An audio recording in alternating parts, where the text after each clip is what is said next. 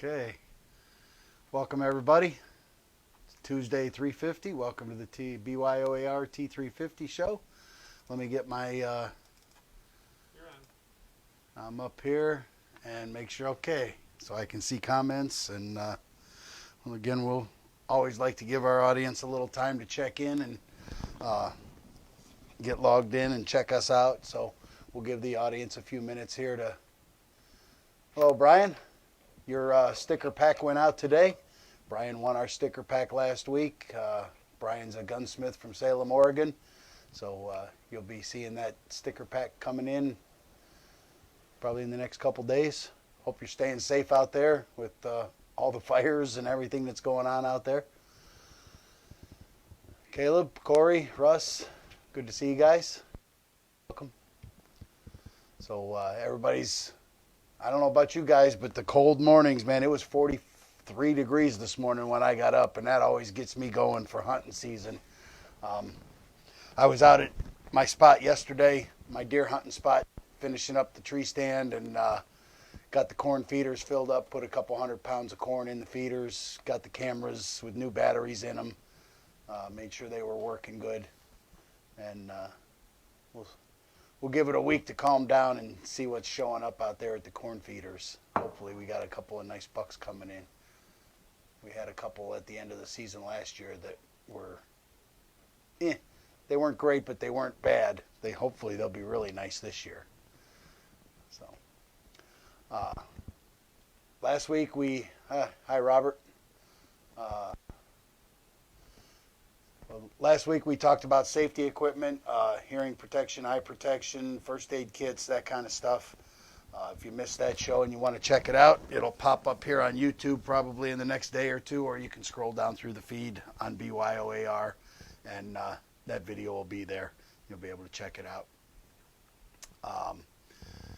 So for this week's interview on our website, we're giving away, you get a free adjustable gas block with every handguard purchase. So you purchase a handguard and you can get a free adjustable gas block, and that just happens to be what we're talking about today is gas issues, cycling issues, and how an adjustable gas block can help you through some of those issues. So, buy a handguard this week, get a free adjustable gas block. Pretty good deal. So last week we also had a giveaway. We did our Labor Day giveaway, and PJ Light won that giveaway. He got a handguard, medium muzzle brake, and he took the adjustable gas block option. And in fact, he sent me a message today that the parts arrived today, and he said they look great. He can't wait to get his next build going, and he'd send us a picture as soon as he decided what he was going to do with them and what they were going on. Brian staying inside with the air filter going, yeah. The owner of the company, Andy, he was just out west, and 30,000 feet in the air, he could smell the smoke. And the pilot had to come on and assure them that it was forest fire smoke, not airplane smoke. So, in fact, we're even getting it a little bit over here. You can see in the evening the haziness. We live out in the country. There's no smog out where I live, and in the evenings you can see the haziness. You can look at the sun, and you don't have to look away from it. There's so much haze in the air from the smoke coming this way as far east as Ohio. So you guys stay safe out there, and make sure when they tell you to get. So this week we're going to talk about a little bit about gas issues and about adjustable gas blocks. I see a lot of times on the forums, the different Facebook places and guys talking about, they build an AR and it won't cycle right. The bolt catch isn't holding. They're not catching on the last bolt. They're getting failure to eject. They're getting failure to feed. The host of issues that come with gas issues. And, a lot of times what happens is they just don't have the alignment right when they put a gas block on. If the barrel's not dimpled and self-aligning, you don't have a lot of room there. You've got about 150 thousandths hole. That's a very, very small area. You know, you've got a 60, 70 thousandths hole in your barrel for your gas to come through, going into about 150 thousandths hole in your gas block. And, you know, if you're out a couple of degrees one way or the other, you start restricting that hole, you know, you're not getting the gas flow back through your system that you need. And that's going to cause you all kinds of issues. As the bolt comes back, the round doesn't come completely out. If it does strip, you know, if it does catch the next round coming in, then it wants to, you know, it wants to feed that next round in before the spent round has cleared, and you end up with a jam. You know, it just, the first place I always tell guys to look is make sure your gas block is lined up properly. And if you're absolutely 100% sure that your gas block is lined up properly, and you're still having undergassing issues, so the easiest way to tell an undergassed rifle is to load one round in your magazine, put it in your gun, and fire the gun. If the round ejects, but your bolt doesn't catch back on your bolt catch, if your bolt doesn't stay back on your bolt catch, then the bolt's not coming back far enough to catch the bolt catch and stay in place. You know, there's a good chance you're undergassed. Undergassing really can't be fixed with an adjustable gas block, because you're already, if you have a standard gas block on there, you're already wide open. You're as open as you're going to get, as long as you know your gas block is lined up. How can you tell if it's lined up properly? You know, a couple of shows ago, and I've done it a few times, I did the spaghetti method, you know, showing you how to line up a gas block. There's a gas block. You can buy a gas block alignment tool. There's a couple different ways, you know, a couple different gas block alignment tools that you can buy that will help you make sure your gas block is lined up. You know, the spaghetti method, dropping a little piece of spaghetti in there and then turning the rifle over and letting that, you know, and being gentle and not breaking that piece of spaghetti. You know, again, you don't have to be exact, but you do have to be close. Yeah, I've blown through the gas tube before. You know, it feels funny sometimes putting your, you know, before, if your rifle's assembled, you know, obviously you blow through the barrel, you plug the backside and blow through the barrel and make sure you're getting airflow. Feels a little funny putting your mouth over the barrel of a gun, but you know, you can take the gas tube off, gas block with the tube, and blow through the tube and make sure, you know, you're getting good flow through there. It should flow pretty easily. It shouldn't feel restricted. You shouldn't have to force it, because, you know, it's a pretty good sized tube. It's a 187 tube with a through hole going into a 150 hole. I mean, you should be able to blow through that pretty good. It's not, you shouldn't have to really force the blow through that. Again, the spaghetti method of lining up a gas block works real well. There's a host of, you can go on to a bunch of different websites and buy gas block alignment tools. And there's no, that's a gas tube alignment tool. This, you know, this comes in from the back side of the receiver and lines up your gas tube, and, you know, you can, this is going to get you real close. You know, this feeds into your gas tube, and then, you know, this is going to get you real close.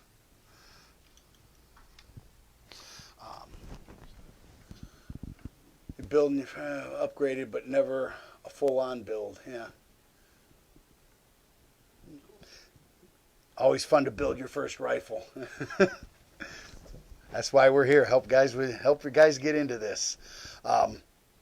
So, you know, undergassing, or if you're undergassed, and you know you're undergassed, you can start with a couple of options. You can get a lighter buffer spring and a buffer itself.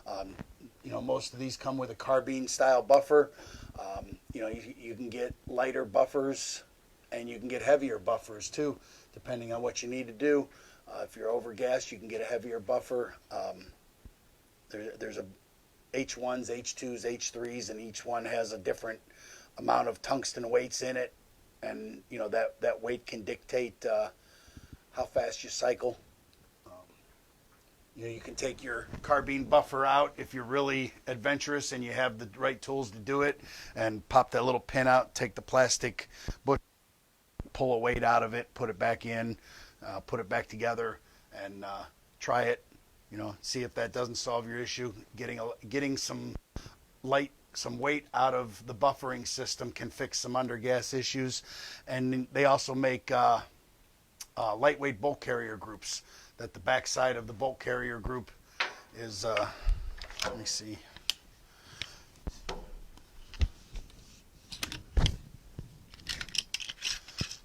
So the backside of the bolt carrier group here is going to be machined away. There's going to be slots machined in it. Okay, they're just low mass. They're trying to take some weight out of this so that this doesn't weigh as much and it allows it to move freer. And then when you get into, see if I make sure I can get this out of here.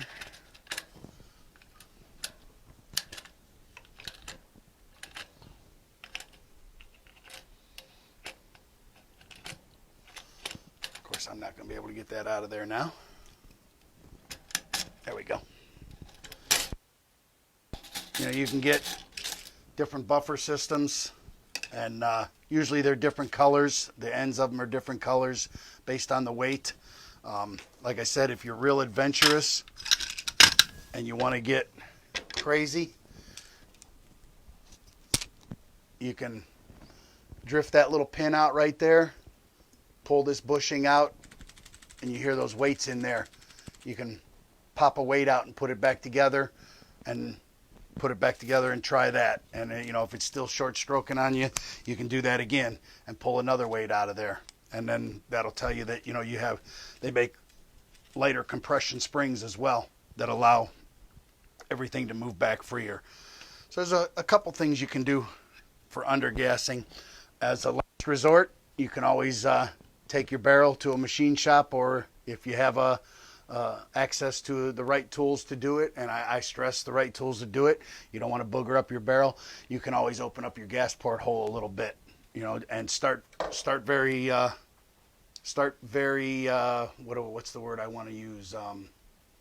Don't be aggressive, right? Because you can overgas it in a hurry, and then you'll have to buy an adjustable gas block. But you know, if your hole, pin your hole, if it's 62 thousandths, you know, jump up to a 66 thousandths, you know, go 4 or 5 thousandths at a time. Start small and work your way up to it and try it. If it doesn't work, hi, Ron. You know, try it, and if it doesn't work, open it up another 5 thousandths, you know, until you get that sweet spot. Don't go all it right off the rip, or you'll overgas it, and then you're back to square one trying to solve issues again. Put this back together.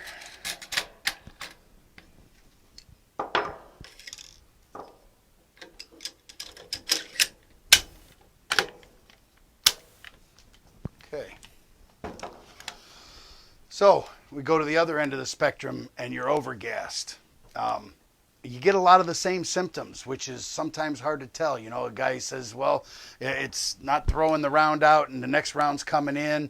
And what's happening is that everything's moving so fast that it doesn't have time to clear itself before the next round wants to come in.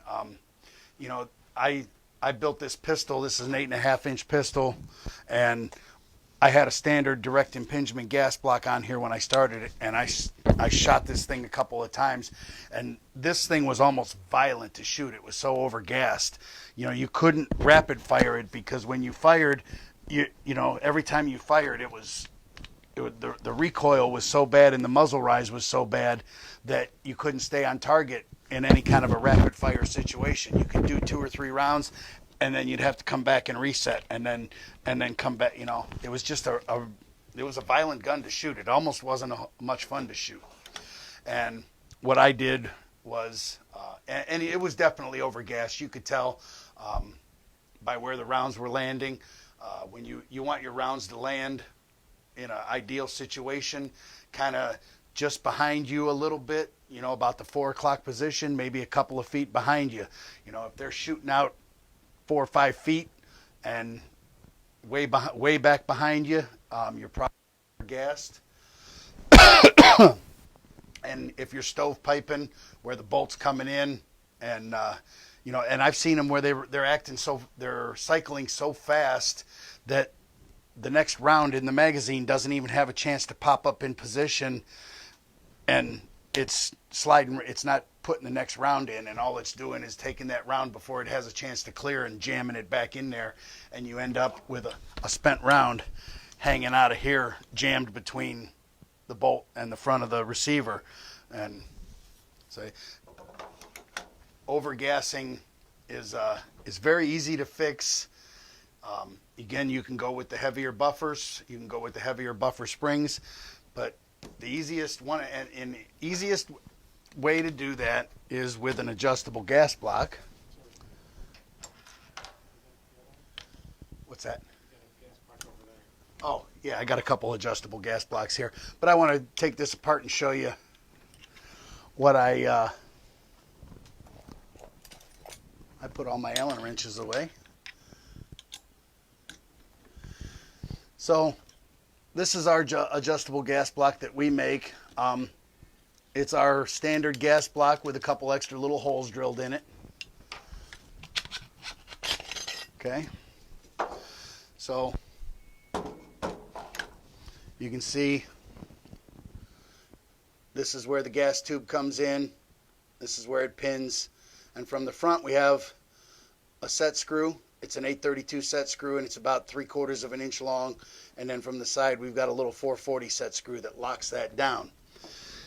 Now, one of the things we did, knowing that you're jamming one screw against the other and you're going to flatten those threads, about the first 300 or 400 thousandths, there's no thread. We've cleared that hole back completely.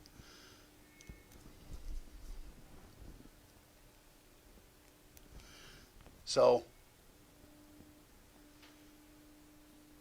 what you get is, you can see it doesn't even start threading till it's that deep into there. So there's no threads at all until you get past that set screw.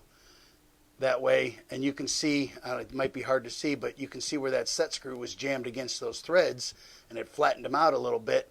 And by not having any threads there, you don't have to worry about jamming those threads so badly that you can't get that out of there, that it doesn't want to unthread, or that it wants to pull the threads out with it. Okay? And it's real simple to adjust. And the easiest way and the quickest way to work with an adjustable gas block is, when you're ready to install it, close it all the way down. Completely shut it, lock it down, and then leave your handguard off. Obviously, you want to be real careful, because now you've got a unshielded barrel in your hand, or that you're going to be shooting here. Load your 1 round in your magazine again. Make sure you're not holding the barrel, because the barrel's going to get really hot really fast, and you're going to fire that round. Now, with it closed all the way, this thing should, if it comes back at all, it's going to come back, like that. That's what you should see happen when the gas block is closed completely. So if that happens, then you unloosen the set screw, and you come in here and you open that a half a turn, quarter turn, whatever you want, to whatever increments you think you want to work with at first.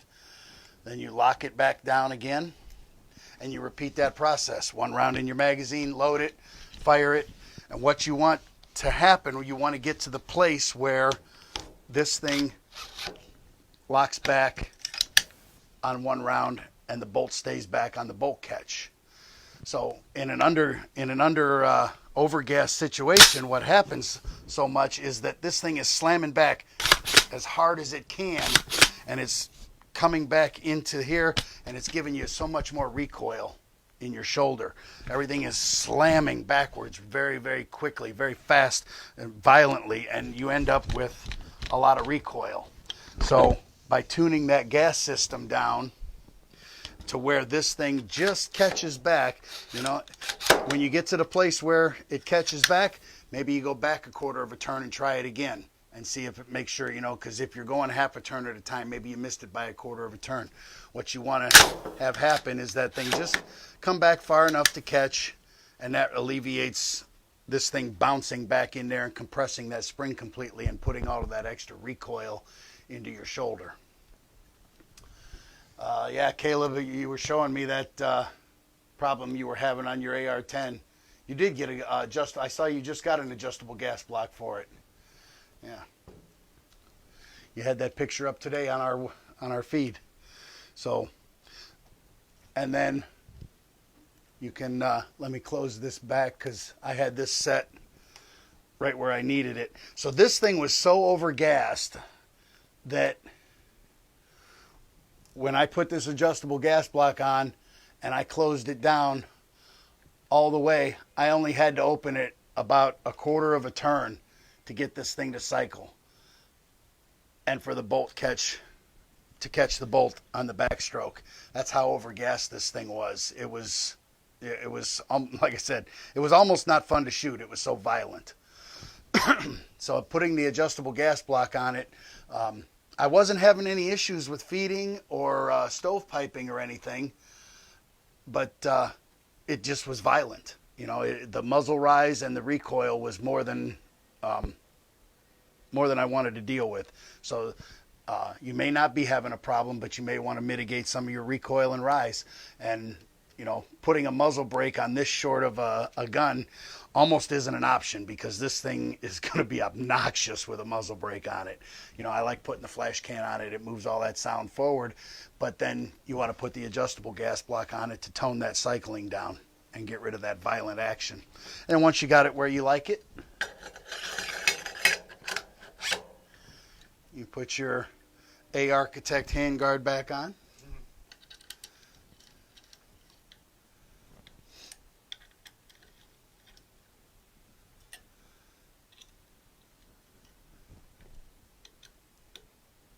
And about a quarter turn past flush on our handguards takes you to that 30-some inch pounds. And you're ready to rock and roll again. And it made this thing a lot more fun to shoot. Still loud as can be, but it was a lot more fun to shoot. So, you know, we sell our adjustable gas block for, I believe it's $24.95 is the price we have on our website. That's a great deal for an adjustable gas block. You know, nothing fancy. They make some great ones. You know, Superlative Arms has that bleed off gas block. You know, with the cantilevered arm on the side of it that you can adjust, and you don't get the extra gas back at you. It actually bleeds off slowly. That's about an $80 or $90 adjustable gas block. You know, $25 to $30 is, you know, the low end of the adjustable. And again, you know, this is a very basic adjustable. You know, the screw blocks off the gas and this screw locks down that screw. It doesn't get much simpler, but it's effective. It works, right? And that's what we're all about here at Bowden Tactical BYOAR, is simple, rugged, and affordable, right? We keep it affordable by not getting all crazy and blingy, and it just does what it's supposed to do. So that's what an adjustable gas block can do for you as far as gas issues. Biggest thing, start off, make sure your gas block is lined up and that you got good gas flow. And after that, start looking at undergassing.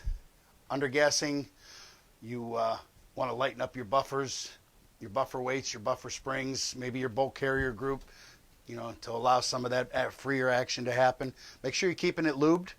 You know, a little oil can go a long way. Yeah, Seekins Precision was $38. That's a good price for an adjustable gas block. You know, if it solves your issues and allows you to have fun at the range and you don't have to get frustrated and want to throw your gun against the wall, just about any price is a good price, right? So if it's overgassed, heavier buffer weights, heavier spring, and or an adjustable gas block. One of the guys earlier on the feed said that, he just starts out with an adjustable gas block. That way, if he wants to change ammo, change the amount of powder. If he's hand loading, he wants to try some different loads, and you put a different amount of powder in there, you might not be getting as much back pressure, and all of a sudden you're not going to cycle properly like you were before, and you just open up your gas block a little more. So he just starts out with an adjustable gas block from the rip, and then he can adjust it wherever he needs it based on whatever ammo he's using. So, and for $24.95, why not? Start out with an adjustable gas block and save yourself the headache and the hassle of down the road trying to figure out why your gun's not cycling properly. Excuse me. So that's it for gas blocks, and just a little brief overview on gas feeding issues. We could always use show ideas. Last week, micro slick on the bulk carrier group. Yep, any of that stuff on the bulk carrier group that's going to help it slide easier, help it, little bit of lubrication goes a long way. So last week Brian mentioned Brian McAllister, who won the sticker package, said we ought to do a show on Cerakote and Duracoat and hydro dipping and all the different things you can do to your gun besides black anodizing, right? Everybody's got a black gun. Everybody's got 2 or 3 black guns. You get to the point where you want something different, you want a little style. There's a host of things you can do: Cerakoting, Duracoating, gun coat, hydro dipping, and plain old rattle can. In fact, I'll bring one in next week that I did with 3 cans of Krylon spray paint, and I think it looks pretty cool. I thought I did a pretty good job. It was about a 4-hour process with some blue painter's tape and 3 cans of Krylon paint, and my oven set at about 200 degrees, but I think it looks pretty cool. And the beautiful thing about that is if you get tired of it, you don't like it, you take it all apart, throw it in the sandblaster, blast it all off, and paint it a different color. You can change it anytime you want, relatively inexpensively. So next week we're going to talk about the different stuff you can put on your gun besides black anodize.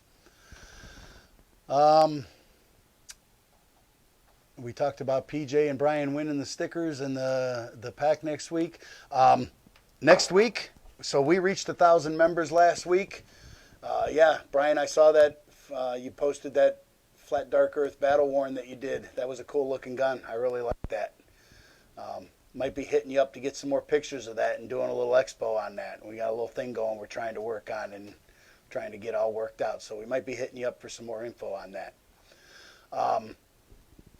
Next, we hit 1,000 members in the Facebook Architect group page, and we promised a nice little giveaway for that, and we just did a giveaway, but the two kind of coincided with each other. We did the day after Labor Day, we hit 1,000 members in the group, so we posted the next contest, and we're going to give away one of our drop-in triggers, our parametric drop-in triggers, 3.5 to 4 pound cartridge style drop-in trigger, and the contest is up right now. All you got to do is go to the Facebook A Architect group and like the post and comment or post a picture, or you don't have to post a picture. You can either comment or post a picture about what gun you're going to put this trigger in if you happen to win it, and we'll give one of these away next week on the show.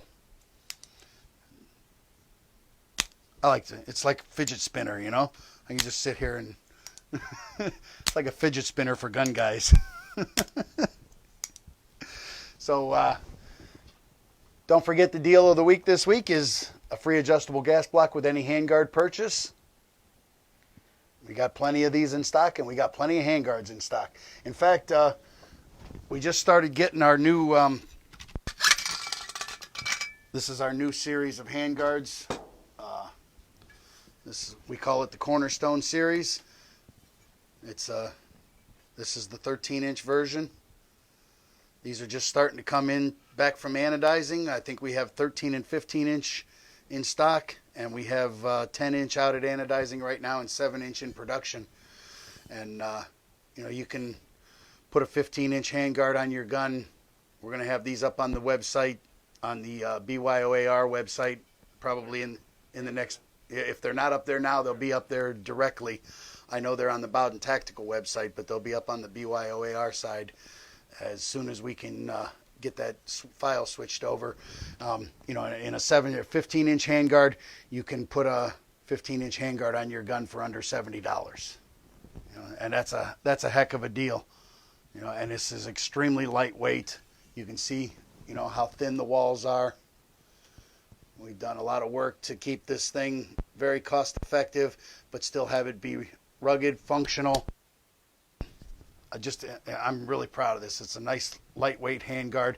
It's a great American choice alternative to foreign sourced handguards. We won't mention any names, but it rhymes with China. And it rhymes with China. Right. So thank you all for being here. Appreciate you tuning in. And don't forget, deal, free gas block with any handguard purchase. We're going to talk Cerakoting and different coatings next week. And we're going to give away a parametric trigger next week as well. So we'll see y'all next week. And remember, you don't have to be an expert to build your own AR. You don't have to be an expert to maintain it or upgrade it. We're here to help you do that. Thanks. We'll see you guys next week.